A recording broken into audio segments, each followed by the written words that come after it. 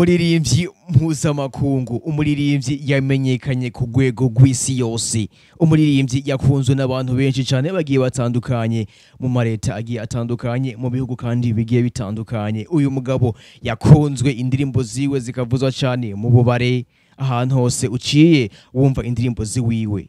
Yamenyekanye cyane muri Leta Zunze Ubumwe za Amerika hamwe no mu bindi bihugu nka Afrika hamwe n'ahandi hantu hagiye hatandukanye. Uyu umuririmbyi yamenyekanye ku ndirimbo nka I believe I can fly, Snake, Out of this club, Slow Wind, The storm is over, hamwe n'izindi ndirimbo zagiye zikundwa n'abantu benshi cyane bagiye batandukanye. Uyu muririmbyi akaba yitwa Robert Sylvester Kelly. Uyu akaba yamenyekanye nka Ala Kelly.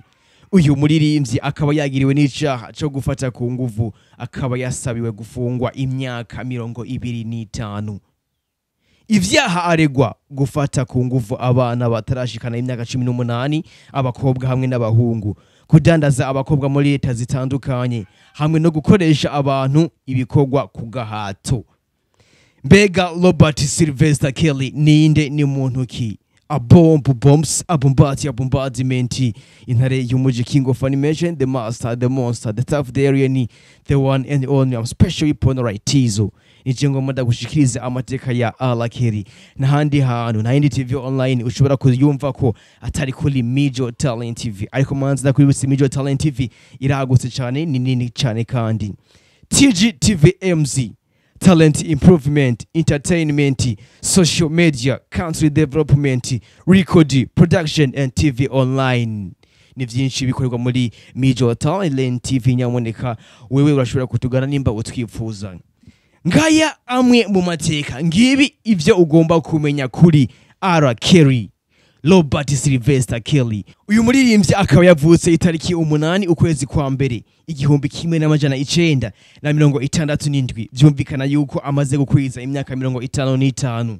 Uyu yahoze ari umwe mu baririmbyi bibirangirirani, umwe mu baririmbyi bakunzwe cyane mpuzamakungu, kandi uyu yamenyekanye ku rwego rw'isi yose. Ariko urugendo rwiwe rukaba ruriko rurahera nabi, urugendo rwiwe rw'umuziki rukaba ruriko rurahera nabi, amateka yiwe akaba ariko arahera nabi kandi cyane. Uyu muririmbyi yagiriwe neza icyaha kitirengagizwa na gato hariya muri Leta Zunze Ubumwe za Amerika. Uramutse ufashwe wakoze icyo cyaha, nta nkeka nimwe urafungwa vyanka vyakunda. Ushaka ube uricamamare umaze gukora bingana gute, wagiriwe n'icyo cyaha urafungwa vyanyavyo imyaka 25 canke irenga. Uyu muririmbyi Ala Kelly, urubuga ngurukana bumenye YouTube rwarafuse indirimbo zose z'uwo muririmbyi Ala Kelly, zongera kandi zifuta cyano ziwiwe zibiri yakunda gukoresha, yakunda gucishaho ibikorwa vyiwiwe nka Ala Kelly TV, Ala Kelly Vivo. Izo channel ziwe zibiri nazo nyine zikaba zarafuswe ku rubuga rwa YouTube channel. YouTube ivuga ko umuririmbyi adafise uruhusha, uwo muririmbyi Ala Kelly adafise uruhusha rwo gukora n'iyindi mihora kuri urwo rubuga nyine rwa YouTube. Ntiyemerewe kugurura urundi rubuga kuri YouTube. Ariko ndakwibutse yuko indirimbo Ala Kelly, indirimbo za Ala Kelly zashizwe ku rubuga rwa YouTube, ariko zishizweho n'abandi bantu atari Ala Kelly. Izo ndirimbo zozo zizoguma ziboneka kuri YouTube, uzirondeye urashobora kuzironka. Ariko indirimbo zashizwe kuri YouTube zishizwe ko na Ala Kelly, zikaja kuri channel ya Ala Kelly Vivo cyangwa se Ala Kelly TV, izo ndirimbo nta nimwe ushobora kubona. Wanditse muri recherche bakubwira yuko izo ndirimbo zitigeze zibaho habe na gato. N'uwo muririmbyi Ala Kelly uri ko rarondera ko uwo muririmbyi atigeze abaho habe na gato. Mu bihumbi 2019 hasohotse film yitwa Surviving Ala Kelly. Iyi yagereranijwemo amabi yose uyu muririmbyi yakoreye igitsina gore. iyi filime ikaba yarababaje abantu benshi, iyi filime ikaba yarebwe n'abantu benshi cyane, aho iyi filime yariko iravuga neza ku mibereho ya R. Kelly, ukuntu R. Kelly afata nabi igitsina gore.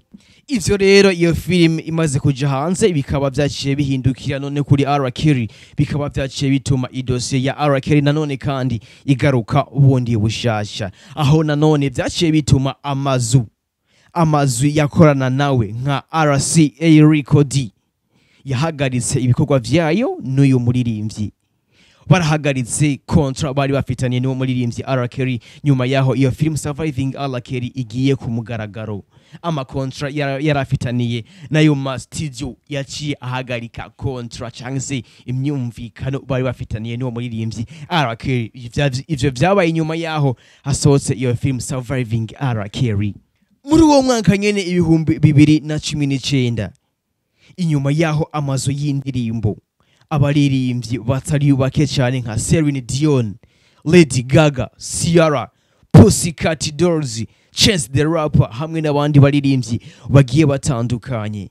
Nyuma yaho amastudio ahagaritse gukorana n'uwo muririmbyi R. Kelly, aba nabo baririmbyi ndakubwiye nabo nyene baciye bafuta indirimbo bakoranye hamwe n'uwo muririmbyi, collaboration cyangwa se featuring, baciye bazifuta ku rubuga rwabo rwa YouTube channel. Umuririmbyi Chance the Rapper bamubajije yavuze ko yasanze yari henze gukorana indirimbo hamwe n'uwo muririmbyi R. Kelly, aho yavuze ati sinarinzi yuko R. Kelly ashobora kuba ameze nk'uko, sinarinzi yuko R. Kelly afise imico nk'iyi, iyo nayo menya hakiri kare sinari guta umwanya wanje nkorana indirimbo hamwe na R. Kelly.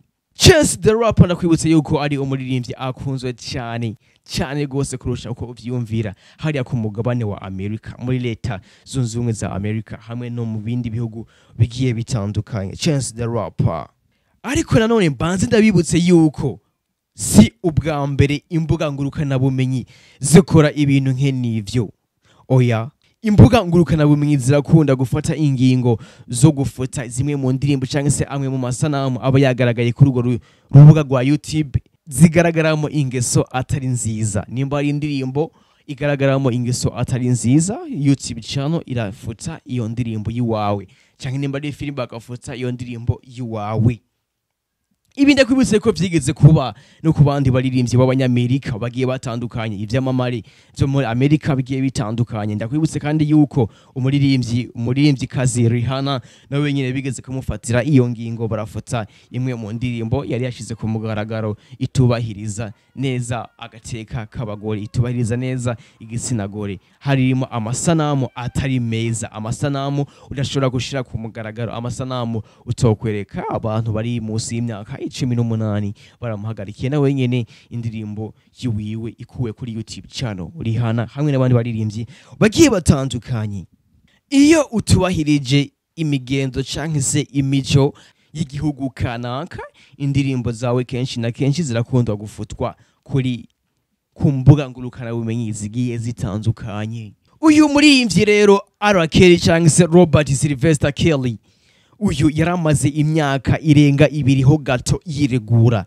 Uyu muririmbyi w'igihangange wo muri Amerika yahakanye gose, arahakana, ararenga ivyo yagirizwa, aravuga ati jewe ndarengana, mama ndarengana, ivyo bikorwa nta kintu na kimwe nigeze ndabikora, bariko barambesha, bariko baranteranya ngo mfungwe, bariko barampagarika, ntibanyipfuriza ineza, jewe ndarengana, nta kintu na kimwe nigeze nkorera igitsina gore.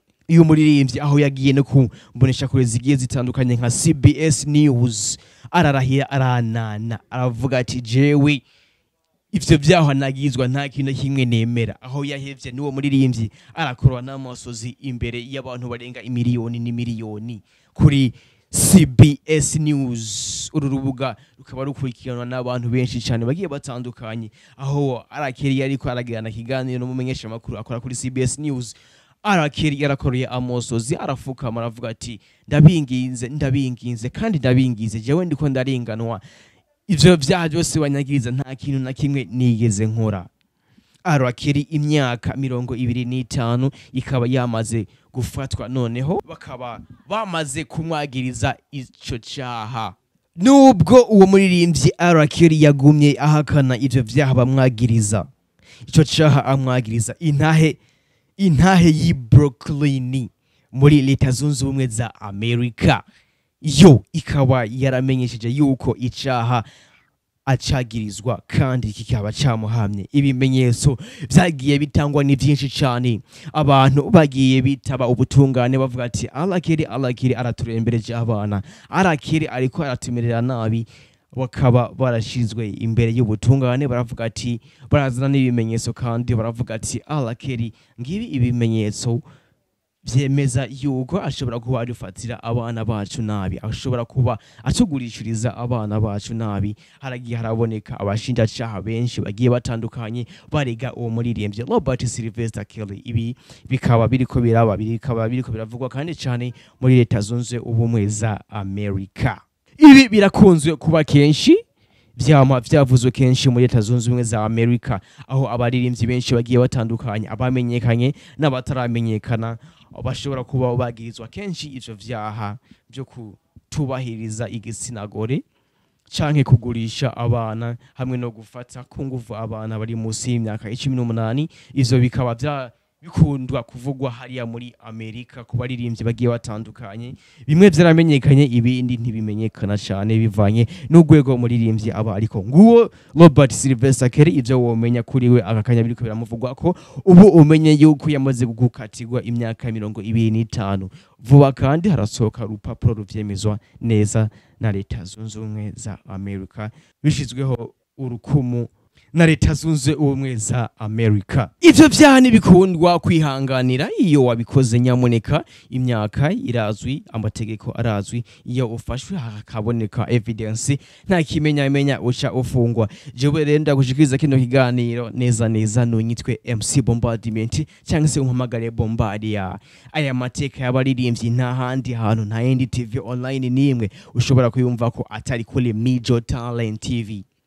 Niyo mpamvu wewe utarasona subscribe kuri Mijo Talent TV ndakubari ati uriko urahomba vyinshi cyane, uriko urahomba amateka agiye atandukanye. Hari vyinshi utazi, hari vyinshi ugomba kumenyeshwa, ariko biciye kuri Mijo Talent TV MC Bombardment nkabigushikiriza. Wewe umaze gufyonda subscribe kuri Mijo Talent TV kandi kubari ati Imana ikongereze imigisha. Wewe utarasona subscribe kandi kubari ati iki nico gihe ni nako kanya. Ikagenda gushimira wewe wafashe kano kanya ukanyumviriza. Imana ikongereze imigisha. Ikadusubire kandi mu kindi kiganiro amateka y'abaririmbyi Animation Time. Ciao ciao.